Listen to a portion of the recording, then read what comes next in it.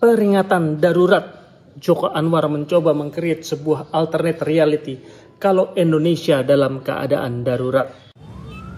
Lo harus cari dia. Siapa? Anak gue. The Talkies ngomongin film bersama Bayu dan Edoy. Pengepungan di Bukit Duri, film ke-11 dari Joko Anwar. Kali ini bergenre action thriller, mengambil setting di Jakarta 2027 jika kerusuhan berbau rasial di 98 berulang lagi di 2007 dan 2027. Di pembukaan kita disuguhi horor kerusuhan rasial dengan kekerasan seksual yang terjadi di tahun 2007. Tokoh utama kita, Edwin yang keturunan Tionghoa, harus menjadi saksi kakaknya diperkosa saat kerusuhan terjadi. Fast forward ke tahun 2027, kakak Edwin sebelum meninggal meminta kepada Edwin untuk mencari anaknya yang terakhir kabarnya bersekolah di sebuah SMA di Jakarta Timur. Edwin yang merupakan seorang guru pengganti udah berpindah-pindah sekolah dan tinggal satu sekolah yang perlu dia datangi untuk mencari ponakannya itu. Sekolah itu adalah SMA Duri, sekolah tempat orang-orang buangan anak-anak berandalan.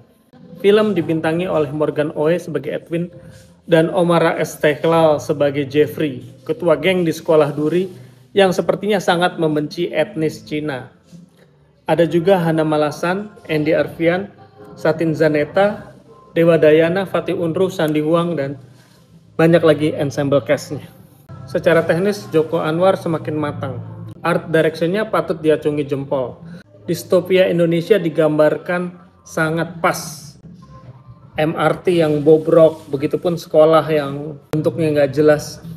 Dan adegan kerusuhan yang benar-benar berasa real. Sinematografinya juga pas. Banyak shot handheld yang membuat feel chaos-nya berasa. Musik dari Agi Norotama ditambah direction Joko membuat adegan siege di dalam sekolah sampai akhir film berasa menegangkan.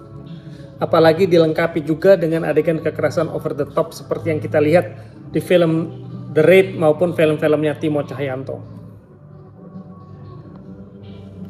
Act 3-nya juga menurut saya juga nggak berasa maksa seperti film-film Joko sebelum Siksa Kubur. Tapi yang paling juara adalah acting ensemble cast-nya. Semua bermain bagus banget. Dewa, Fatih, Andy Arfian, Hana, Sandi Huang, walau sebentar ya perannya, Satin Zaneta, semuanya main bagus.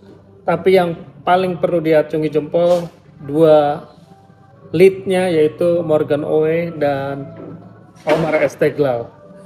Agak aneh kalau Omar Esteglal ini nggak dapat nominasi Citra di Piala Citra yang berikutnya. Tapi apakah filmnya perfect? Bagi saya pribadi ada beberapa hal yang mengganjal. Mungkin pertama fakta bahwa Edwin nggak tahu nama anaknya itu. Jadi dia nggak tahu siapa nama anaknya. Sehingga dia perlu mencari-cari ke sekolah. Itu kayaknya nggak tahu ya alasannya. Agak-agak unbelievable buat saya. Terus juga pas adegan saat siege itu terjadi, Pak Edwin ini meminta murid-murid berandal itu untuk mundur dan absen.